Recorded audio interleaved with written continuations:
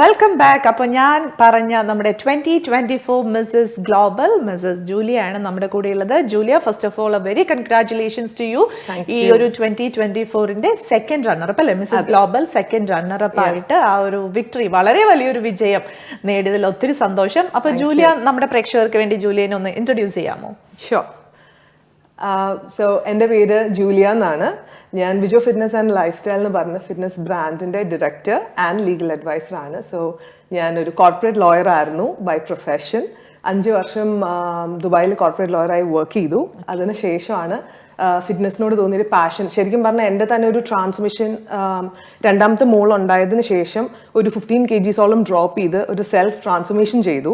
പിന്നെ അതുപോലെ തന്നെ ഞങ്ങൾക്ക് ഫിറ്റ്നസ് ബ്രാൻഡ് തുടങ്ങിയിട്ട് ഇപ്പം 3 വർഷമായി. അതിനുശേഷമാണ് ഞാൻ എൻ്റെ ജോബ് റിസൈൻ ചെയ്ത് നമ്മുടെ ഓൺ കമ്പനിയുടെ കാര്യങ്ങൾ ടേക്ക് ഓവർ ചെയ്യാൻ വേണ്ടിയിട്ടാണ് ആക്ച്വലി ജോബ് റിസൈൻ ചെയ്ത് ഹസ്ബൻഡിനെ സപ്പോർട്ട് ചെയ്യാനും ഒക്കെ ആയിട്ട് ജോബും വിട്ടിട്ട് ബിസിനസ്സിലേക്ക് വന്നത്. പിന്നെ ഓൺ ട്രാൻസ്ഫോർമേഷൻ കഴിഞ്ഞപ്പോൾ ഒരുപാട് പേരിലേക്ക് അമ്മമാരായിട്ടുള്ളവരൊക്കെ അത് കണ്ട് ഇൻസ്പയർഡ് ആയി എന്നൊക്കെ പറഞ്ഞപ്പോൾ ഫിറ്റ്നസിനോട് റിയലി ഒരു പാഷൻ തോന്നി. അങ്ങനെ പിന്നെ ഒരു സർട്ടിഫൈഡ് ഫിറ്റ്നസ് പ്രൊഫഷണൽ ആയി. സോ അതിനുശേഷം ഇപ്പം ഞാനും ഫിറ്റ്നസ് ഇൻഡസ്ട്രിയിൽ വന്നിട്ട് ഇപ്പം 3 വർഷമായി. So I M basically A lawyer turned fitness professional. Okay, അപ്പൊ ശരിക്കും എനിക്ക് ചോദിക്കാനുള്ളത്, ഈ ഒരു ബൈ പ്രൊഫഷൻ എന്ന് പറയുന്നത് ലോയർ ആണല്ലോ, ഒരു കോർപ്പറേറ്റ് ലോയർ ആയിട്ടിരുന്നു, അവിടെ നിന്നും ഒരു സർട്ടിഫൈഡ് ഫിറ്റ്നസ് കോച്ചറായിട്ട്, അതിൽ നിന്നും എങ്ങനെയാണ് മിസ്സസ് ഗ്ലോബൽ 2024 സെക്കൻഡ് റണ്ണറപ്പായി തീർന്നതെന്നുള്ള ആ ഒരു എന്താ പറയുക, ഞങ്ങളെ സംബന്ധിച്ച് അത് ഭയങ്കര ഒരു ഇൻസ്പിറേഷൻ ആണ്. അപ്പൊ ശരിക്കും അത് അറിയാനായിട്ട് ഭയങ്കര ആഗ്രഹമുണ്ട്. അപ്പൊ അതെങ്ങനെയാണെന്നൊന്ന് നമുക്ക് പറഞ്ഞുതരുമോ? ഷുവർ. അപ്പം ഞാനൊരു ഫിറ്റ്നസ് പ്രൊഫഷണൽ ആയി മാറിയതിന് ശേഷം ഞാൻ ഏറ്റവും കൂടുതൽ ട്രെയിൻ ചെയ്യുന്നത് ആക്ച്വലി സ്ത്രീകളെയാണ്.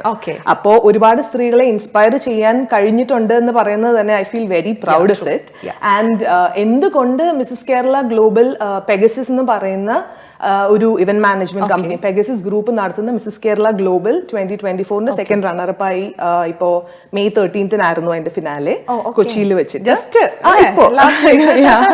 സോ അതിലായിരുന്നു സെക്കൻഡ് റണ്ണറപ്പായി വന്നത്. സോ നോർമലി ബ്യൂട്ടി പാജൻസ് എന്ന് നമ്മൾ കേൾക്കുമ്പോൾ അത് ഒരു ബ്യൂട്ടി അല്ലെങ്കിൽ ഒരു ബ്യൂട്ടി വിത്ത് ബ്രെയിൻസ് എന്നൊക്കെ പറയുന്ന ഒരു കോൺസെപ്റ്റ് ആണ് നമുക്ക്. പക്ഷെ അത് ഞാൻ ശരിക്കും പറഞ്ഞാൽ എൻ്റെ എല്ലാ ക്ലയൻസിനും അല്ലെ എന്നെ കൊണ്ടാവുമ്പോൾ ഏതെങ്കിലും ഒരു വുമന്റെ ലൈഫിൽ ഒരു ചേഞ്ച് കൊണ്ടുവരാൻ പറ്റുവാണെങ്കിൽ, ലൈക്ക് എന്നെ കണ്ടിട്ട് ഓക്കെ കല്യാണം കഴിഞ്ഞാലും നമുക്ക് നമ്മുടെ പാഷൻ സ്റ്റിൽ ഫോളോ ചെയ്യാം, അല്ലെങ്കിൽ നമുക്ക് ഇഷ്ടമുള്ള കാര്യങ്ങൾ സ്റ്റിൽ ചെയ്യാം എന്നുള്ളൊരു കോൺസെപ്റ്റ് ഒരു ആളുടെ ജീവിതത്തിലെങ്കിലും ഒരു ലൈഫ് ഒരു ചേഞ്ച് കൊണ്ടുവരുവാണെങ്കിൽ I would be really happy. അപ്പോൾ ബ്യൂട്ടി പാജൻസ് എന്ന് പറഞ്ഞാൽ ശരിക്കും നമ്മൾ സ്ത്രീകൾക്കൊരു നമ്മുടെ ഒരു കോൺസെപ്റ്റ് അല്ലെങ്കിൽ നമ്മുടെ ഒരു ഐഡിയോളജീസിനെ നമുക്ക് ശരിക്കും നമ്മുടെ വേൾഡിലോട്ട് അല്ലെങ്കിൽ പുറത്തുള്ള ഒരു ലാർജ് കമ്മ്യൂണിറ്റിയോട് എക്സ്പ്രസ് ചെയ്യാൻ കിട്ടുന്ന ഒരു പ്ലാറ്റ്ഫോമാണ്. അപ്പോൾ ഞാൻ എൻ്റെ ഓൺ ട്രാൻസ്ഫോർമേഷൻ കൊണ്ടോ അല്ലെങ്കിൽ എൻ്റെ ഒരു കരിയർ ചേഞ്ച് കൊണ്ടോ കുറച്ച് പേർക്കെങ്കിലും ഒരു ഇൻസ്പിറേഷൻ കൊടുത്തിട്ടുള്ളത് കൊണ്ട് വിമൻ എത്രത്തോളം അവരുടെ ഓൺ ഹെൽത്ത് ഫോക്കസ് ചെയ്യണം, അല്ലെങ്കിൽ നമ്മളെ തന്നെ എത്രത്തോളം പ്രയോറിറ്റൈസ് ചെയ്യണം. കാരണം എന്താന്ന് വെച്ചാൽ സ്ത്രീകൾ പൊതുവെ നമ്മൾ എല്ലാ കാര്യങ്ങളും നോക്കും, പക്ഷെ അതെ പലപ്പോഴും നമ്മളെ തന്നെ നമ്മൾ മറക്കും. കാര്യം എന്താന്ന് വെച്ചാൽ നമ്മൾ ഫാമിലിയുടെ കാര്യങ്ങള്, ജോലി കാര്യങ്ങള്, നമ്മുടെ കരിയർ, ഇപ്പൊ ഒരു ഓൺട്രപ്രണർ ആണെങ്കിൽ നമ്മുടെ ബിസിനസ് ഒക്കെ നമ്മൾ നന്നായിട്ട് നോക്കും. പക്ഷെ നമ്മുടെ ഹെൽത്തിന്റെ കാര്യം വരുമ്പോൾ നമ്മുടെ പ്രയോറിറ്റി ലിസ്റ്റിൽ അത് ഏറ്റവും താഴെയാണ്. സോ ഈവൻ ഹെൽത്ത് ആയിക്കോട്ടെ, നമ്മുടെ ഓൺ ഡ്രീംസ് അല്ലെങ്കിൽ നമ്മുടെ പാഷൻ എന്ത് തന്നെ ആയാലും, കല്യാണം കഴിഞ്ഞു ഇനിയും ഫാമിലിയുടെ കാര്യങ്ങളൊക്കെ ആയി നമ്മൾ ഒതുങ്ങണം എന്നുള്ളൊരു കോൺസെപ്റ്റിൽ നിന്ന് മാറി ചിന്തിച്ച് നമുക്കും കൂടി ഒരു പ്രയോറിറ്റി കൊടുക്കണം, അല്ലെ നമ്മുടെ ഡ്രീംസിനെയും കൂടെ നമ്മുടെ കാര്യങ്ങളും കൂടി നമ്മൾ ഫോക്കസ് ചെയ്യണം എന്നൊരു മെസ്സേജ് ലൈക്ക് ആ സ്റ്റേജിൽ നിന്നും ഞാൻ പറഞ്ഞത് അത് തന്നെയാണ്. ഞാൻ പോയൊരു റീസണും അത് തന്നെയാണ്. കാരണം ആർക്കെങ്കിലും ഒക്കെ ആ ഒരു ഇൻസ്പിറേഷൻ കൊടുക്കാൻ കഴിയുമെങ്കിൽ, ഇപ്പൊ അതൊരു ബ്യൂട്ടി പാജന്റ് ആവണം എന്നില്ല, ഓരോരുത്തർക്കും അവർക്ക് എനിത്തിങ് ഓരോരുത്തരുടെ ആഗ്രഹങ്ങളും ഡ്രീംസും ഡിഫറെന്റ് ആയിരിക്കും.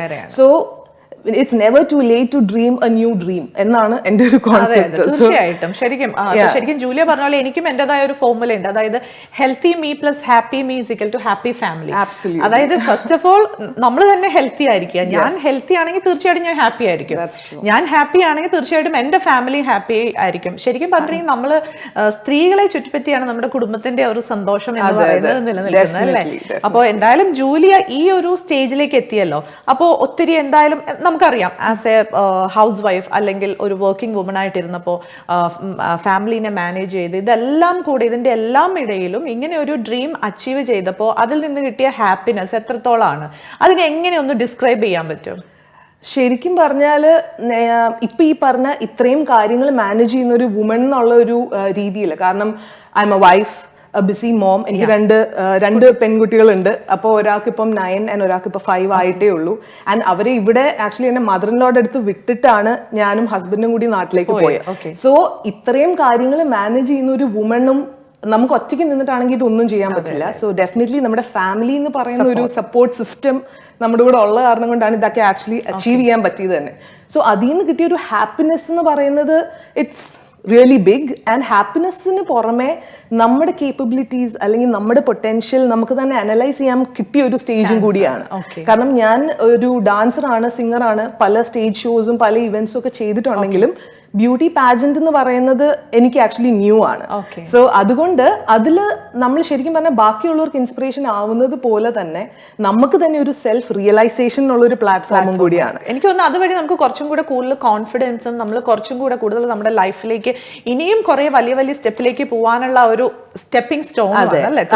തീർച്ചയായിട്ടും. കാരണം അത് നമുക്ക് ഇപ്പോ ഒരു ഷെല്ലിനകത്ത് അല്ലെങ്കിൽ വീട്ടിനകത്ത് തന്നെ ഇരിക്കുന്ന ഒരു സ്ത്രീക്ക് അവരെ സംബന്ധിച്ചിടത്തോളം നോക്കുവാണെങ്കിൽ അയ്യോ ഞാൻ ഇത്ര ഒരു വലിയ പ്ലാറ്റ്ഫോമിൽ പോയി ഞാൻ എന്ത് സംസാരിക്കും, അല്ലെ എന്നെ കൊണ്ട് അത് പറ്റുമോ? സോ എല്ലാവരോടും ഞാൻ പറയുന്ന കാര്യം, if I can do it you all can do it. കാര്യം എന്താണെന്ന് വെച്ചാൽ നമ്മൾ ഒരു സ്റ്റേജിൽ പോയി അവിടെ നമ്മളെ തന്നെ റെപ്രസെന്റ് ചെയ്യുക, അല്ലെങ്കിൽ നമ്മൾ പറയുന്ന ഒരു ഐഡിയോളജിനെ റെപ്രസെന്റ് ചെയ്യുക എന്ന് പറയുന്നത് തന്നെ ഒരു വലിയ കാര്യമാണ്. സോ അതിനൊരു ടൈറ്റിൽ വിന്നർ ആവുക, അല്ലെങ്കിൽ ഒരു ക്രൗൺ വിൻ ചെയ്യുക എന്ന് പറഞ്ഞാൽ ശരിക്കും പറഞ്ഞാൽ ഇപ്പം ജോമിന പറഞ്ഞ പോലെ നമ്മുടെ കോൺഫിഡൻസിനെ അത് വല്ലാണ്ട് ബൂസ്റ്റ് ചെയ്യും. ആൻഡ് ഓൾസോ വിത്ത് ലൈക്ക് എന്താ പറയുക, പവർ കംസ് റെസ്പോൺസിബിലിറ്റി എന്ന് പറയും പോലെ ഇനിയും ഇപ്പം കൂടുതൽ ആൾക്കാർക്ക് മോട്ടിവേഷൻ ആകുക എന്നുള്ളൊരു റെസ്പോൺസിബിലിറ്റിയും കൂടി ഉണ്ട്.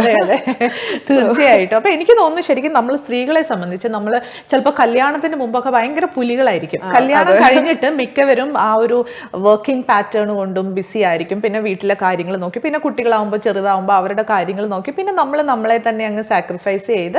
പക്ഷെ ഞാൻ പലരിലും കണ്ടിട്ടുള്ളതാണ്, ഒരു 40 years ഒക്കെ കഴിയുമ്പോഴേക്കും അവർക്കൊരു ചെറിയ ഫ്രസ്ട്രേഷൻ വരും. അതായത് എനിക്ക് പണ്ടത്തെ കാര്യങ്ങളൊക്കെ അന്ന് അങ്ങനെയൊക്കെ ഞാൻ അങ്ങനെയായിരുന്നു, എനിക്കൊന്നും ചെയ്യാൻ പറ്റിയില്ല, പക്ഷേ ഞാൻ ഇങ്ങനെ സാക്രിഫൈസ് ചെയ്തു എന്നൊക്കെ. അതൊക്കെ ശരിക്കും പറഞ്ഞാൽ എന്നെ സംബന്ധിച്ച് ഞാൻ പറയുന്നത് അത് ശരിക്കും നമ്മുടെ തന്നെ കുഴപ്പമാണ് അല്ലേ. ശരിക്കും നമ്മളൊന്ന് നമ്മുടെ ഷെല്ലൊന്ന് കുഞ്ഞായിട്ടൊന്ന് പൊട്ടിച്ചിട്ട് പുറത്തേക്ക് വരികയാണെങ്കിൽ, ഈവൻ വലിയ വലിയ സ്റ്റേജുകൾ അല്ലെങ്കിൽ പോലും ചെറിയ ചെറിയ സ്റ്റേജുകളാണ് കിട്ടുന്നതെങ്കിൽ പോലും നമ്മൾ ശരിക്കും നമ്മുടെ ആ ഒരു കാര്യങ്ങളൊക്കെ അവിടെ കാണിക്കുകയാണെങ്കിൽ നമുക്ക് ഭയങ്കര ഹാപ്പി ആയിരിക്കും കിട്ടുക അല്ലെ. ഇപ്പൊ ജൂലിയനെ സംബന്ധിച്ച് ജൂലിയ കോളേജ് ലൈഫിൽ അല്ലെങ്കിൽ സ്കൂൾ ലൈഫിലൊക്കെ എങ്ങനെയായിരുന്നു? ഇതുപോലെ തന്നെ ഭയങ്കര എനർജറ്റിക് ആൻഡ് എന്താ പറയാ ഒരു എന്തൂസിയാസ്റ്റിക് അങ്ങനത്തെ ഒരു ലേഡി ആയിരുന്നു? ഞാൻ പൊതുവെ ഇപ്പൊ എന്റെ അമ്മയോടൊക്കെ ചോദിച്ചാൽ അമ്മ പറയും 4ാമത്തെ വയസ്സിലുള്ള ഡാൻസ് കളിക്കാൻ തുടങ്ങിയിട്ട് കോളേജിലായപ്പോഴും ഈ ഡാൻസ് നിന്നിട്ടില്ല. സോ അതുകൊണ്ട് ഞാൻ ഡാൻസറും സിംഗറും ഒക്കെയാണ്. പക്ഷെ ഇപ്പൊ ഞാൻ പറഞ്ഞ പോലെ ബ്യൂട്ടി പാജൻസ് ഞാൻ അധികം ചെയ്തിട്ടില്ല. ഇത് ആക്ച്വലി എന്റെ സെക്കൻഡ് പാജന്റ് ആണ്. ആദ്യം ഞാൻ ചെയ്തത് 2022 ഡിസംബറിൽ ഇവിടെ ദുബായിൽ തന്നെ ഒരു ഷോ ഉണ്ടായിരുന്നു. അത് ജസ്റ്റ് ഒരു എന്താ ഫ്രണ്ട്സ് എല്ലാവരും കൂടെ ചേർന്ന് നന്നാങ്ങ് ചെയ്തേക്കാം എന്നോർത്ത് അങ്ങനെ ചെയ്തതാണ്. പക്ഷെ പൊതുവെ ഞാൻ സ്കൂളിലായാലും കോളേജിലൊക്കെ ആയാലും കൾച്ചറൽ ഇവന്റ്സിൽ എപ്പോഴും വളരെ ആക്റ്റീവ് ആയിരുന്നു. സോ അതിന് ഞാൻ പണ്ട് തൊട്ടേ ഒരു ലൈക്ക് എനിക്കൊരു സ്റ്റേജ് ഫ്രൈറ്റോ കാര്യങ്ങളോ അങ്ങനെയൊന്നുമില്ല, എപ്പോഴും സ്റ്റേജിലുള്ള ഒരാളാണ്. അപ്പൊ സ്റ്റേജ് എന്ന് പറയുന്ന ആ ഒരു ഓഡിയൻസ്, ആ ഒരു പബ്ലിക് എന്താ പറയാ അങ്ങനത്തെ ഒരു ഫിയർ, പബ്ലിക് ഫിയർ അങ്ങനത്തെ ഒന്നും വലിയ പ്രശ്നം ഉണ്ടായിരുന്നില്ല? ഇല്ല, സ്റ്റേജ് ഫ്രൈറ്റ് എന്ന് പറയുന്ന ഒരു സംഭവം ഇല്ല. പക്ഷെ ഇത് ഒരു കംപ്ലീറ്റ്ലി ഡിഫറെന്റ് ആയിട്ടുള്ള ഒരു പ്ലാറ്റ്ഫോം ആയിരുന്നു. അതിന്റെ പ്രിപ്പറേഷൻ ആയാലും അത് ഫിസിക്കലി ആയാലും അല്ലെങ്കിൽ നമ്മൾ ആ ഓരോ റൗണ്ട്സിന് വേണ്ടിയുള്ള പ്രിപ്പറേഷനും ഒക്കെ എൻറ്റയർലി ഡിഫറെന്റ് ആയിരുന്നു. അതുകൊണ്ട് അതൊരു ന്യൂ എക്സ്പീരിയൻസ് ആണ്. Otherwise I M A stage person. എപ്പോഴും എല്ലാ ഇവന്റിലും ഞാൻ എന്തെങ്കിലും ആയിട്ടൊക്കെ ഉണ്ടാവും. അതുപോലെ തന്നെ ജൂലി ഇപ്പോ ബൈ പ്രൊഫഷൻ കോർപ്പറേറ്റ് ലോയർ ആയിരുന്നല്ലോ. അപ്പൊ വിവാഹത്തിന് ശേഷം എന്തായാലും വീട്ടിലൊരു ഹൗസ് വൈഫ് ആയിരുന്നു. അത് കഴിഞ്ഞ് 2 കുട്ടികളായി. അപ്പൊ ആ ഒരു ടൈം പീരീഡ് ഉണ്ടല്ലോ, ആ ഒരു ടൈം പീരീഡിലും ഇതുപോലെ ആക്റ്റീവ് ആയിരുന്നു, അല്ലെങ്കിൽ അന്ന് കുറച്ചൊക്കെ ഒന്ന് ഒതുങ്ങി കൂടിയതിന് ശേഷം പിന്നെ ഒരു റെസ്പോൺസിബിലിറ്റി ഒക്കെ ഒരു വിധം ഒന്ന് ഓക്കെ ആയെന്ന് തോന്നിയപ്പോഴാണോ പുറത്തേക്ക് കംപ്ലീറ്റ്ലി വന്നത്? ശരിക്കും പറയുവാണെങ്കിൽ ഞാൻ എന്റെ 20 yearsൽ മാരീഡ് ആയ ഒരാളാണ്. അപ്പൊ ഞാൻ കോളേജിന്റെ 3rd year ആയപ്പോ സെക്കൻഡ് ഇയർ ആയപ്പോ തന്നെ ഞാൻ ആക്ച്വലി എന്റെ കല്യാണം കഴിഞ്ഞു. ഫൈനൽ ഇയർ ആയപ്പോഴത്തേക്കും ആദ്യത്തെ മോളായി. അപ്പം ശരിക്കും പറഞ്ഞ കല്യാണം കഴിഞ്ഞപ്പോ തൊട്ട് ഇപ്പൊ വരെ ഈ ഓരോ പ്രോഗ്രാമിനും പോവാനും എനിക്ക് അങ്ങനെ ഒരു ബ്രേക്ക് എന്ന് പറഞ്ഞൊരു സംഭവം വന്നിട്ടില്ല. അതിന്റെ മേജർ കാര്യം എന്ന് പറയുന്നത് എന്റെ ഹസ്ബൻഡാണ് ഏറ്റവും കൂടുതൽ ഓരോ ഇവന്റിനും ലൈക്ക് നിനക്കുള്ള കേപ്പബിലിറ്റീസ് അല്ലെങ്കിൽ നിന്റെ പൊട്ടൻഷ്യൽ നീ എപ്പോഴും അതിങ്ങനെ അടച്ചു വെക്കാനുള്ളതല്ല. You have to showcase yourself എന്ന് പറഞ്ഞൊരു മോട്ടിവേഷൻ തരുന്ന ആള് എന്റെ ഹസ്ബൻഡാണ്. സോ അതുകൊണ്ട് എനിക്ക് കല്യാണം കഴിഞ്ഞ ആ ഒരു ഫേസിൽ ഒന്നും അങ്ങനെ ഒരു ബ്രേക്ക് ആയിട്ട് വന്നിട്ടില്ല. കാരണം ഞാൻ കോളേജ് പഠിക്കുമ്പോഴാണ് കല്യാണം കഴിച്ചത്. അപ്പോഴും കൾച്ചറൽ ഇവന്റ്സും കോളേജ് ഫെസ്റ്റും ഇന്റർ കോളേജ് ഇവന്റ്സും ഒക്കെ ആയിട്ട് ഡാൻസും ഒക്കെ ആയിട്ട് അപ്പോഴും ഞാൻ കണ്ടിന്യൂ ചെയ്യുന്നുണ്ടായിരുന്നു. ഹസ്ബൻഡിന് സപ്പോർട്ട് ഉണ്ടായിരുന്നതുകൊണ്ട്.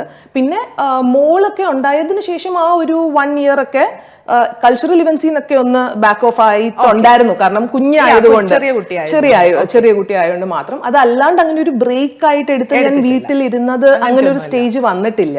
അപ്പൊ ശരിക്കും പറഞ്ഞാൽ എനിക്ക് തോന്നുന്നു ഈ ഒരു 2024 സെക്കൻഡ് റണ്ണറപ്പിന്റെ ക്രൗണിന്റെ ഹാഫ് ഹസ്ബൻഡിനായിരിക്കും പോകേണ്ടത് അല്ലേ? ഒരു 3/4 ഹസ്ബൻഡിനാണ് ആക്ച്വലി കൊടുക്കുന്നത്. ഹസ്ബൻഡും കുട്ടികളും ഇപ്പൊ ഇൻലോസ് ഒക്കെ ആണെങ്കിലും അവരുടെയൊക്കെ ആ ഒരു സപ്പോർട്ട് ഉള്ളതുകൊണ്ടാണല്ലോ തീർച്ചയായിട്ടും ഇങ്ങനെ എത്തിയത് എന്നുള്ളത്. അപ്പൊ ശരിക്കും ഇപ്പൊ ഈ ഒരു സെക്കൻഡ് റണ്ണറപ്പ് ആയതുകൊണ്ട് തന്നെ ആ ഒരു ബ്യൂട്ടി പേജന്റിന്റെ ഇനി നെക്സ്റ്റ് എന്തെങ്കിലും അംബാസിഡറോ അല്ലെങ്കിൽ അങ്ങനത്തെ എന്തെങ്കിലും കൈൻഡ് ഓഫ് തിങ്സ് പ്ലാനിലുണ്ടോ, അല്ലെങ്കിൽ അവർ അങ്ങനത്തെ എന്തെങ്കിലും എഗ്രിമെന്റ്സ് ഒക്കെ ഉണ്ടോ? അല്ല, അവർക്ക് നോർമലി ഇപ്പൊ പെഗാസസ് എന്ന് പറയുന്ന ഇവന്റ്സിന് തന്നെ അവർക്ക് തന്നെ പല ലെവൽസിലുള്ള പാജൻസ് ഉണ്ട്. അതായത് ഇപ്പോ മിസ്സസ് കേരള ഗ്ലോബൽ കഴിഞ്ഞ പിന്നെ again Mrs South India, Mrs India global, Mrs South Asia, പിന്നെ മിസ്സസ് ഗ്ലാം വേൾഡ്. സോ അങ്ങനെ അവർക്ക് തന്നെ ആ ഒരു ഡിഫറെന്റ് ലെവൽസ് ഓഫ് പാജൻസ് ഉണ്ട്. അപ്പൊ നമ്മൾ ആദ്യം വരുന്ന ലൈക്ക് 3 ടൈറ്റിൽസും നെക്സ്റ്റ് പാജനിലേക്ക് പോവാ എന്നുള്ളതാണ് അവരുടെ ആ ഒരു സിസ്റ്റം. അപ്പൊ അതില് തീർച്ചയായിട്ടും ഇപ്പൊ ഇങ്ങനെ ആയതുകൊണ്ട് ജൂലിയ ഉണ്ടാവും നെക്സ്റ്റ് ഒരു ഇതിലേക്ക് പോകുമ്പോൾ. അപ്പോൾ നമുക്ക് എന്തായാലും ജൂലിയയുടെ ആ ഒരു ട്രാൻസ്ഫോർമേഷനും അതുപോലെ തന്നെ ആ ഒരു വിജയത്തിലേക്കുള്ള ചവിട്ടുപടികളുടെ അല്ലെങ്കിൽ എങ്ങനെ അതിലേക്ക് എത്തിച്ചേർന്നു എന്നുള്ള ഒരു ബ്യൂട്ടിഫുൾ വീഡിയോ കണ്ടതിന് ശേഷം തിരിച്ചു വരാം.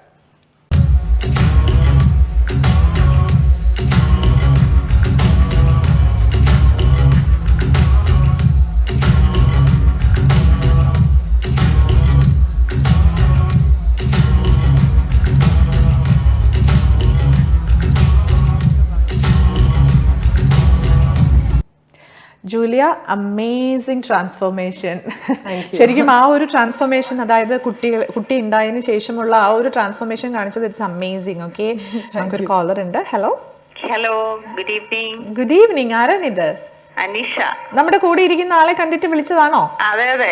ഈ ഒരു ടോക്ക് ഒക്കെ കേട്ടപ്പോ അനീഷയ്ക്ക് ആ ഒരു ഇൻസ്പിറേഷൻ ഉണ്ടായോ? അതെ അതെ, നമ്മളും ട്രൈ ചെയ്യുന്നുണ്ട് മാക്സിമം. ജൂലിയയുടെ അത്ര ഒന്നും പറ്റിയിട്ടില്ല. അതെ, അല്ല ട്രൈ ചെയ്യുന്നുണ്ടല്ലോ നമ്മൾ. ഇതുപോലെ ജൂലിയ ആണെങ്കിൽ പോലും ട്രൈ ചെയ്താണ് ഒരു ലെവലിൽ എത്തിച്ചേർന്നത്. അപ്പൊ തീർച്ചയായിട്ടും അനീഷയുടെ സമയവും വരും കേട്ടോ. അതെ അതെ. അനീഷ, നമ്മുടെ ജൂലിയനോട് എന്തെങ്കിലും ചോദിക്കാനുണ്ടോ? ഇല്ലില്ല, ഞാനിങ്ങനെ കൊറേ ഇപ്പൊ ചെറിയൊരു ടോക്കിൽ നിന്ന് അതൊക്കെ ആ പിക്ചർ വീഡിയോ കാണിച്ചതെന്ന് നമുക്ക് മനസ്സിലായി കംപ്ലീറ്റ് ട്രാൻസ്ഫോർമേഷൻ. എത്ര ഹാർഡ് വർക്കിംഗ് ആണ്, എത്ര ഡിറ്റർമിനേഷൻ എന്തുമാത്രം ഉണ്ടായിരുന്നു എന്നുള്ളത് അല്ലേ? അതെ അതെ. ഞാനും ഇതുപോലെ വെയിറ്റ് ഒക്കെ ഡെലിവറി കഴിഞ്ഞുള്ള വെയിറ്റ് ഒക്കെ കുറച്ച് ആ സമയത്ത് എനിക്ക് 82 ഒക്കെ ആയിരുന്നു. സാരി ഉടുക്കുമ്പം ജൂലിയെ കണ്ട പോലൊക്കെ ഇരുന്നിട്ടുണ്ട്. അത് കഴിഞ്ഞ് ഇപ്പം ജൂലിയുടെ അത്രേ ഉള്ളൂ എന്ന് തോന്നുന്നു. അപ്പൊ കുറെ കാര്യങ്ങള് അച്ചീവ് ചെയ്തിട്ടുണ്ട്. അത്യാവശ്യം പാട്ട് ഡാൻസ് ഒക്കെ ചെയ്യാറുണ്ട്. ഓ വെരി ഗുഡ്. അപ്പൊ എന്തായാലും ഇതുപോലെയുള്ള സംഭവങ്ങളൊക്കെ അനീഷയ്ക്ക് ഇൻട്രസ്റ്റ് ആണെങ്കിൽ തീർച്ചയായിട്ടും സ്റ്റേജ് ഫിയർ ഉണ്ട്. അപ്പൊ എന്താ ചെയ്യേണ്ടതെന്നറിയോ, നമ്മള് കുറച്ച് ഒരു കുഞ്ഞു നമുക്ക് ഫംഗ്ഷനുകളൊക്കെ ഉണ്ടാവില്ലേ, നമ്മുടെ ബർത്ത്ഡേ ഫംഗ്ഷൻസോ അല്ലെങ്കിൽ നമ്മുടെ കൊളീഗ്സിന്റെ കൂടെ നമ്മൾ അങ്ങനത്തെ ഒക്കെയുള്ള ഇതിൽ സ്റ്റേജ് പ്ലാറ്റ്ഫോംസിൽ ചെറിയ ഇതിൽ നമ്മൾ പാർട്ടിസിപ്പേറ്റ് ചെയ്ത് കഴിയുമ്പോൾ നമുക്ക് സ്ലോലി ആ ഒരു സ്റ്റേജ് ഫിയർ ഒക്കെ അങ്ങ് മാറിക്കോളും. അതെ അതെ, അത് ശരിയാണ്. ഓക്കെ, അപ്പൊ അനീഷ എന്തായാലും അനീഷനെയും ഇതുപോലെ തന്നെ എനിക്ക് കാണാൻ പറ്റട്ടെ എന്ന് ഞാൻ ആഗ്രഹിക്കുകയാണ് കേട്ടോ. ഓക്കെ, അപ്പൊ നമ്മുടെ ജൂലിയനോട് ഇനി എന്തെങ്കിലും വിഷസ് എന്തെങ്കിലും കൊടുക്കാനുണ്ടോ? കാര്യം ഇനിയും ഉണ്ട് കുറെ സ്റ്റേജുകൾ ജൂലിയയുടെ ലൈഫിൽ. അതെ അതെ, ഇനിയും മുന്നോട്ട് ഈ മൈൻഡ് നല്ല ഇൻസ്പിറേഷൻ ആയിട്ട് മറ്റുള്ളവർക്കും നമ്മൾ സെൽഫ് പ്രൊമോട്ട് ചെയ്യുമ്പോൾ മറ്റുള്ളവർക്കും അതൊരു ഇൻസ്പിറേഷൻ ആണല്ലോ. അതങ്ങോട്ട് ലൈഫ് ലോങ് ഉണ്ടാകട്ടെ എന്ന് വിഷ് ചെയ്യുന്നു. Thank you Aneesha, thank you so much. Thank you. Okay Aneesha, thank you so much. Bye. അപ്പോൾ എന്തായാലും ഇതുപോലെ നമ്മളെ കണ്ടുകൊണ്ടിരിക്കുന്ന ഒത്തിരി പ്രേക്ഷകർക്ക് ജൂലിയയുടെ ഈ ഒരു ട്രാൻസ്ഫോർമേഷനും ഈ ഒരു എത്തിച്ചേർന്ന് നിൽക്കുന്ന ഈ ഒരു സ്ഥലവും ശരിക്കും ഒത്തിരി ഇൻസ്പിറേഷൻ ആവട്ടെ എന്ന് ആഗ്രഹിക്കുകയാണ്, ആശംസിക്കുകയാണ്. അതുപോലെ തന്നെ ഇനിയിപ്പോ നെക്സ്റ്റ് സ്റ്റേജിലേക്ക് പോകാനായിട്ട് എന്തെങ്കിലും പ്രാക്ടീസുകളോ അല്ലെങ്കിൽ അങ്ങനത്തെ കാര്യങ്ങളോ അല്ലെങ്കിൽ അതിനി എന്നാണ്, അതിനെ കുറിച്ചുള്ള കൂടുതൽ വിവരങ്ങൾ ഡിസ്ക്ലോസ് ചെയ്യാൻ പറ്റുമോ? ഇതുവരെ അതിന്റെ ഡേറ്റ് നമുക്ക് വന്നിട്ടില്ല. കാരണം ഇപ്പോഴും ഞാൻ പറഞ്ഞ പോലെ ഇപ്പൊ 13th ഫിനാലെ. അപ്പോ അന്ന് ഒരു 6 ഇവന്റ്സ് അവർ ബാക്ക് ടു ബാക്ക് ചെയ്യുന്നുണ്ടായിരുന്നു. പെഗാസസിന്റെ. അതൊരു വിമൻ എംപവർമെന്റ് ഡേ ആയിരുന്നു. സോ അതിന്റെ ഭാഗമായിട്ട് ഞങ്ങളുടെ മിസ്സസ് കേരള ഗ്ലോബലിന് പുറമെ Miss Queen Kerala, Miss Queen India, പിന്നെ അല്ലാതെ കുറച്ച് അവാർഡ് സെറമണീസ്, ലൈക്ക് എന്താ പറയാ, വിമൻ എംപവർമെന്റ് ഭാഗമായിട്ട് കുറച്ച് വിമൻ എക്സലൻസ് അവാർഡ്സും കോൺക്ലേവും അങ്ങനെ കുറെ ഇവന്റ്സ് ഉണ്ടായിരുന്നു. അപ്പൊ അതിന്റെ എല്ലാം വീഡിയോ എഡിറ്റിംഗ് നടക്കുന്നേ ഉള്ളൂ. സോ അതിന്റെ ഫൈനൽ ലൈക്ക് പ്രൊമോസ് അല്ലാണ്ട് വേറെ ഫിനാലെ വീഡിയോസ് ഇതുവരെ വന്നിട്ടില്ല. സോ അത് ആക്ച്വലി കംപ്ലീറ്റ് ആയിട്ടില്ല ഇപ്പൊ കഴിഞ്ഞ ഫിനാലെ. സോ അതിനുശേഷമായിരിക്കും ഇനി മിസ്സസ് സൗത്ത് ഇന്ത്യയുടെ അടുത്ത ഒരു ഡേറ്റും കാര്യങ്ങളൊക്കെ വരിക. ഓക്കെ. അപ്പൊ ശരിക്കും എനിക്കുള്ള ഒരു ഡൗട്ട് എന്ന് പറഞ്ഞാൽ ഇപ്പൊ നെക്സ്റ്റ് ഒരു സെഷൻ അല്ലെങ്കിൽ ഈ ഒരു കഴിഞ്ഞ ഫിനാലയുടെ ഇതിലേക്ക് നിങ്ങളെ അവർ ട്രെയിൻ ചെയ്യുക അല്ലെങ്കിൽ നിങ്ങളുടെ നമ്മുടെ കോൺഫിഡൻസ് ബൂസ്റ്റപ്പ് ചെയ്യാൻ വേണ്ടി അങ്ങനെയുള്ള കാര്യങ്ങൾ ട്രെയിനിങ് അങ്ങനത്തെ ഒക്കെ തരാറുണ്ട്? ഉണ്ടായിരുന്നു. കാരണം നമുക്ക് 3 days ഗ്രൂമിംഗ് സെഷൻസ് ഉണ്ടായിരുന്നു.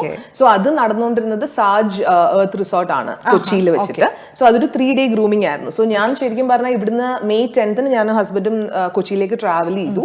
അതിനുശേഷം 13th ഫിനാലെയും കഴിഞ്ഞിട്ട് 14th ഞങ്ങൾ തിരിച്ചെത്തിയത്. അപ്പൊ 3 days നമ്മൾ അവിടെ തന്നെ സ്റ്റേ ചെയ്തിട്ട് ഗ്രൂമിംഗ് ഉണ്ട്.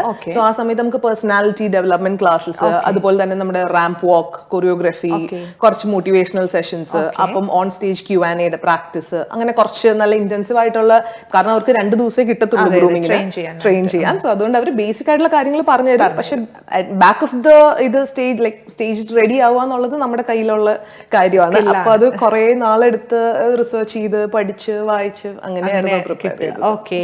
അപ്പൊ ഇനി ഇതുപോലെ നെക്സ്റ്റ് സെഗ്മെന്റിലേക്ക് പോകുമ്പോഴത്തേനും അതിന് എന്തെങ്കിലും ഏരിയാസ് ഉണ്ടോ, അല്ലെങ്കിൽ ഏതെങ്കിലും പെർട്ടിക്കുലർ ഫീൽഡ്സ് ഉണ്ടോ, അല്ലെങ്കിൽ അവർ നമുക്ക് അതിനെ കുറിച്ച് പറഞ്ഞു തരുമോ?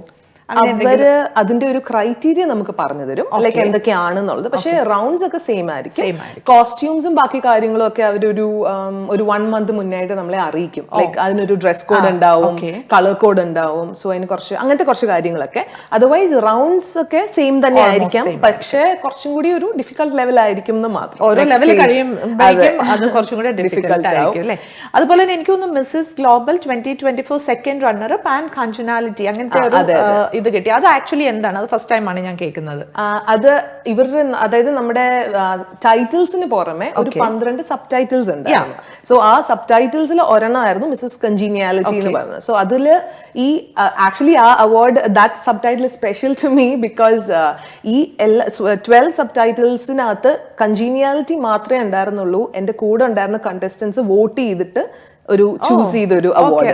സോ ഞങ്ങളുടെ ഫിനാലയുടെ മോർണിംഗ് സെഷനിൽ അവർ ഞങ്ങളെ ഓരോരുത്തരായിട്ട് വിളിച്ചിട്ട് you can choose your favourite contestant, just write their names down and drop it in a box എന്ന് പറഞ്ഞു. അപ്പൊ ഞാൻ എന്റെ കൂടെ ഉണ്ടായിരുന്ന കുട്ടിയുടെ പേര് എഴുതിയിട്ടു. പക്ഷെ സ്റ്റേജിൽ ആക്ച്വലി ആ സബ് ടൈറ്റിൽ വിളിച്ചപ്പോൾ മിസ്സസ് കൺജീനിയാലിറ്റി ഞാനാന്ന് പറഞ്ഞപ്പോ എനിക്ക് ഓക്കെ, കൂടെ ഉണ്ടായിരുന്നവർക്ക് നമ്മളോട് ഒരു ഇഷ്ടം ഉണ്ടായിരുന്നല്ലോ എന്ന്, ഹാപ്പി അങ്ങനെ എല്ലാം കൂടെ നോക്കിയിട്ടായിരിക്കും ആ ഒരു അറ്റാച്ച്മെന്റ് അല്ലെങ്കിൽ ആ ഒരു വേ ഓഫ് അപ്രോച്ചിങ് എല്ലാം കൂടെ നോക്കിയിട്ടായിരിക്കും അങ്ങനെ ഒരു മിസ്സസ് കൺജീനാലിറ്റി. അപ്പൊ ശരിക്കും പറഞ്ഞാൽ 2 അവാർഡാണ് കിട്ടിയത്. അപ്പൊ ആ ഒരു മിസ്സസ് കൺജീനാലിറ്റി എന്ന് പറയുന്നതിനും ശരിക്കും അവാർഡായിരുന്നോ അല്ലെങ്കിൽ ജസ്റ്റ് ഒരു അനൗൺസ്മെന്റ് മാത്രമായിരുന്നു? അല്ല, അതിനും നമുക്കൊരു ട്രോഫിയും അവാർഡും ഒക്കെ ഉണ്ട്. ക്രൗൺ മാത്രം ഫസ്റ്റ് 3 ടൈറ്റിൽസിന് ഉണ്ടാവുള്ളൂ. അതർവൈസ് ബാക്കി എല്ലാവർക്കും ട്രോഫിയും നോർമലി അവാർഡ്സ് കൊടുക്കും പോലെ തന്നെയാണ്. പക്ഷെ അത് സബ് ടൈറ്റിൽസ് ആണ്. ടൈറ്റിൽസ് വരുമ്പോഴായിരിക്കും 1, 2, 3 പ്ലേസസ് വരുമ്പോൾ അതിന് ക്രൗണിങ്ങും കൂടെ ഉണ്ടാകും. ഓക്കെ. അന്ന് ആ ഒരു ഇതുപോലെ തന്നെ നമ്മുടെ ഞാൻ കണ്ടിട്ടുള്ള ശരിക്കും നമ്മുടെ മിസ് ഗ്ലോബൽ അല്ലെങ്കിൽ മിസ് യൂണിവേഴ്സ് ഒക്കെയാണ് കണ്ടിട്ടുള്ളത്. അപ്പൊ അതിലൊരു ക്വസ്റ്റനിങ് സെഷൻ പോലെ തന്നെ എനിക്ക് തോന്നുന്നു എല്ലാ ബ്യൂട്ടി പേജൻസിനും ഇതുപോലെ കാണുമല്ലോ. അപ്പൊ എന്തായിരുന്നു ആ ഒരു ക്വസ്റ്റ്യൻ? നമ്മുടെ ജൂലിയനോട് ചോദിച്ചു, ജൂലിയൻ തകർത്ത് വാരിയ ആ ഒരു ക്വസ്റ്റ്യൻ എന്തായിരുന്നു? ആക്ച്വലി നമുക്ക് 3 റൗണ്ട്സ് ആയിരുന്നു ഉണ്ടായിരുന്നത്. So first is your self introduction. അത് കഴിഞ്ഞ് രണ്ടാമത് വരുന്നത് ഒരു Q&A. അതായത് 12 പാർട്ടിസിപ്പൻസ് ആയിരുന്നു ഞങ്ങളുടെ പാജന്റിൽ. അതിന്ന് സെക്കൻഡ് റൗണ്ടിലേക്ക് വരുമ്പോൾ അത് 10 ആക്കും. ആൻഡ് ദെൻ ലാസ്റ്റ് റൗണ്ടിലേക്ക് വരുമ്പോൾ 10 ടോപ്പ് 6 ആക്കും. സോ അങ്ങനെ. അപ്പൊ അതിൽ സെക്കൻഡ് റൗണ്ട് ആയിരുന്നു Q&A. ആൻഡ് തേർഡ് റൗണ്ട് പോകുമ്പോൾ it's A common question round. അപ്പൊ തേർഡ് റൗണ്ടിൽ നമുക്ക് ആ നിൽക്കുന്ന 6 പേർക്കും ഒരേ ക്വസ്റ്റ്യൻ ആയിരിക്കും, പക്ഷെ that's A written answer. Last one written ആണ്.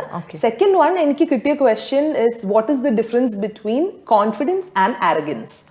അപ്പോ അത് ആക്ച്വലി ഒരു 5 seconds എടുത്ത് തിങ്ക് ചെയ്തിട്ട് പ്രോപ്പർ ആയിട്ട് ആൻസർ കൊടുക്കാൻ പറ്റി. അത് ഓൺ ദ സ്പോട്ട് തന്നെയല്ലേ? ഓൺ ദ സ്പോട്ട് ആണ്. ഓക്കെ, ആരാണ് ഏതൊക്കെ ജഡ്ജസ് ആയിരുന്നു അന്ന് അവിടെ ഉണ്ടായിരുന്നത്? അന്ന് എന്നോട് ക്വസ്റ്റ്യൻ ചോദിച്ചത് ലക്ഷ്മി അതുൽ എന്ന് പറയുന്ന ജഡ്ജാണ്.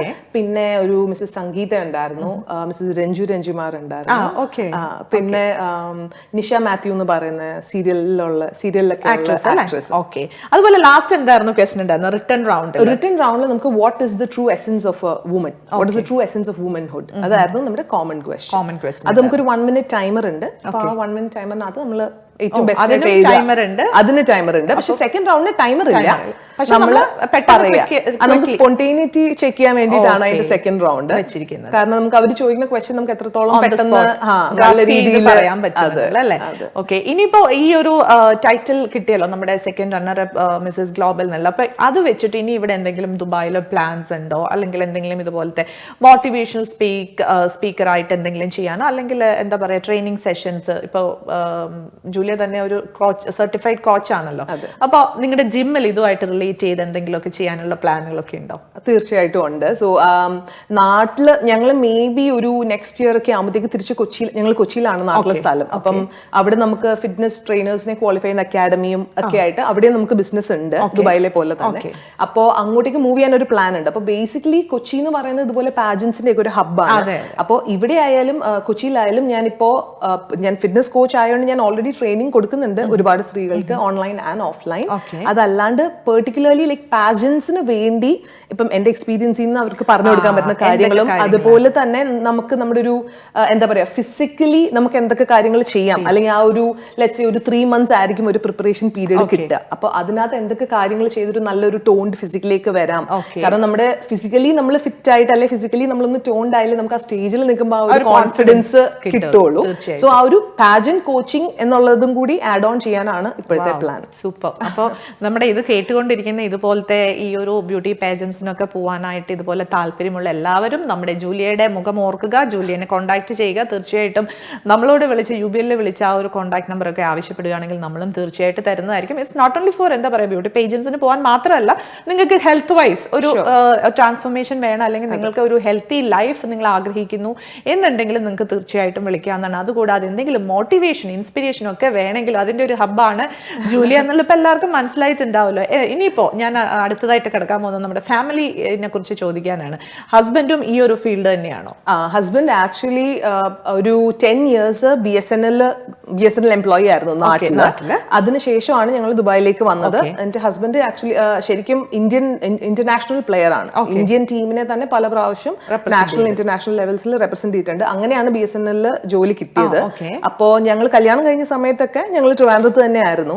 അതിനുശേഷമാണ് ഹസ്ബൻഡ് ദുബായിലേക്ക് വന്നത്. ഫിറ്റ്നസിനോട് തോന്നിയ പാഷൻ കൊണ്ട് ഫിറ്റ്നസ്, അതായത് ഒരു പേഴ്സണൽ ട്രെയിനർ ആയിട്ടാണ് ദുബായിലേക്ക് വന്നത്.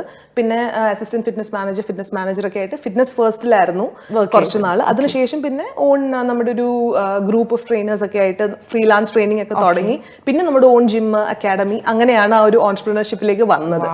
സോ അതിനുശേഷം ഞാനും കൂടി പുള്ളിയെ സപ്പോർട്ട് ചെയ്യാൻ വേണ്ടിയിട്ട് ബിസിനസ്സിലേക്ക് വന്നു. അപ്പൊ ഞങ്ങൾ രണ്ടുപേരും നിങ്ങൾ രണ്ടുപേരും ഇതുപോലെ ഇത്രയും ബിസി ഷെഡ്യൂളൊക്കെ ആയിട്ട് ഇതുപോലെ ഇരിക്കുമ്പോൾ കുട്ടികളുടെ കാര്യങ്ങൾ എങ്ങനെയാണ് ശ്രദ്ധിക്കുന്നത്? അല്ലെങ്കിൽ കുട്ടികളുടെ കാര്യം നോക്കാനായിട്ട് ഇപ്പം നേരത്തെ പറഞ്ഞ പോലെ തന്നെ മദർ ഇൻ ലോ ഉണ്ടെങ്കിൽ പോലും നിങ്ങളുടെ ആ ഒരു സപ്പോർട്ട് നിങ്ങൾ എങ്ങനെയാണ് കൊടുക്കുന്നത്? ഞങ്ങളുടെ ടൈം, അതായത് ഞങ്ങളുടെ ഫാമിലി ടൈം അല്ലെങ്കിൽ ഫാമിലി ഡേയ്സ് എന്ന് പറയുന്നത് അതിന് ആ സമയത്ത് നമ്മൾ ട്രെയിനിങ് ആയാലും വേറെ എന്തായാലും അതൊന്നും എടുക്കില്ല. വീക്കെൻഡ്സ് അല്ലെങ്കിൽ ഒരു സാറ്റർഡേ ഒരു ഉച്ചയോടെ ഞങ്ങൾ രണ്ടുപേരും ഞങ്ങളുടെ എല്ലാ പരിപാടികളും സ്റ്റോപ്പ് ചെയ്യും. ആൻഡ് സാറ്റർഡേ ഉച്ച കഴിഞ്ഞ് and Sunday full day is only for kids and family time. Okay, അപ്പൊ ആക്ച്വലി പറയുകയാണെങ്കിൽ നമ്മുടെ ദുബായിലൊക്കെ, പ്രത്യേകിച്ച് ദുബായിൽ എനിക്ക് തോന്നുന്നു മിക്കവരും ഈ 5 days, അതായത് മൺഡേ ടു ഫ്രൈഡേ വർക്ക് ചെയ്തതിന് ശേഷം സാറ്റർഡേ സൺഡേ ആയിരിക്കും മെജോറിറ്റി ജിമ്മിൽ നമ്മൾ പോകുമ്പോൾ തിരക്ക് കാണുന്നത്. അപ്പൊ നിങ്ങൾ അവിടെ നിന്ന് മാറി നിൽക്കുമ്പോൾ അത് നോക്കാനായിട്ടും അല്ലെങ്കിൽ അതിന്റെ കാര്യങ്ങളൊക്കെ എങ്ങനെയാ ചെയ്യുന്നത്? നമുക്ക് ആക്ച്വലി നമ്മുടെ ഓൺ ടീം ഓഫ് ട്രെയിനേഴ്സ് ഉണ്ട്. പിന്നെ മാനേജേഴ്സും അങ്ങനെ പല നമ്മൾ ടാസ്ക് ഡെലിഗേറ്റ് ചെയ്യാനുള്ള ടാസ്ക് ഒക്കെ നമുക്ക് പ്രോപ്പർ ആയിട്ട് ഡെലിഗേറ്റ് ചെയ്യാനുള്ള ഒരു ടീം ഉണ്ട്. പിന്നെ ഞങ്ങൾ ആക്ച്വലി എടുക്കുന്ന പേഴ്സണൽ സെഷൻസ് മാത്രമേ പേഴ്സണൽ ട്രെയിനിങ് സെഷൻസ് മാത്രം നമ്മൾ ഈ സാറ്റർഡേ സൺഡേ ഒഴിവാക്കും. ബാക്കി മൺഡേ ടു ഫ്രൈഡേ ഞങ്ങൾക്കും സെഷൻസ് ഉണ്ടാവും. പേഴ്സണൽ ട്രെയിനിങ് ഞങ്ങളായിട്ട് പേഴ്സണൽ ട്രെയിനിങ് ക്ലയൻസിനെ ട്രെയിൻ ചെയ്യുന്നത്. ഈവൻ ഞാൻ ഓൺലൈൻ സെഷൻസും എടുക്കാറുണ്ട്, അതായത് വെർച്വൽ ട്രെയിനിങ് പോലെ. ഇപ്പൊ ഔട്ട് ഓഫ് ദുബായ് അല്ല out of UAE, even Canada, New Zealand എന്നൊക്കെ ഉള്ള ക്ലയൻസ് ഉണ്ട്. സോ അതൊക്കെ ഓൺലൈൻ ട്രെയിനിങ് ആയിരിക്കും. സോ അത് ഏതായാലും ഓൺലൈൻ ആയാലും ഇപ്പൊ 1-to-1 ജിമ്മിലുള്ള ട്രെയിനിങ് ആയാലും ഒക്കെ മൺഡേ ടു ഫ്രൈഡേ എന്നുള്ള ഒരു സ്കെഡ്യൂൾ ആണ്. ആ ഒരു കോൺസെപ്റ്റിലാണ് പോകുന്നത്. Saturday and Sunday completely four family അല്ലേ? അപ്പൊ ഈ ഇതുപോലെ ബ്യൂട്ടി പേജന്റ് അല്ലെങ്കിൽ ഈ ഒരു ടൈറ്റിൽ വിന്നർ ഒക്കെ ആയതിനു ശേഷം മക്കൾ എന്താണ് പറഞ്ഞത്? ഇപ്പൊ മൂത്തയാൾ എനിക്ക് തോന്നുന്നു 9 years ആണ് അല്ലേ? അപ്പൊ എന്താണ് മക്കൾ എന്താണ് പറഞ്ഞത് അമ്മയെ കുറിച്ച്? മക്കള് ശരിക്കും പറഞ്ഞാൽ ഭയങ്കര എന്താ പറയാ, മോട്ടിവേഷന്റെ ഒരു വേറെ ലെവൽ മോട്ടിവേഷൻ തന്നിട്ടാണ് വിട്ടത്. മോട്ടിവേഷനും അറ്റ് ദ സെയിം ടൈം കുറച്ച് പ്രഷറൈസിംഗും ആയിരുന്നു. അവരിങ്ങനെ പറഞ്ഞത് അമ്മ തിരിച്ചു വരുമ്പോ ക്രൗണും കൊണ്ട് വരണം അങ്ങനെ.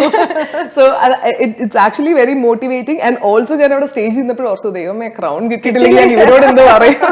So they were like very nice and ഭയങ്കര ഹാപ്പി ആയിരുന്നു. ഭയങ്കര ഹാപ്പി ആയിരുന്നു. രണ്ടുപേരും ക്രൗൺ ഒക്കെ വെച്ചൊക്കെ നോക്കി.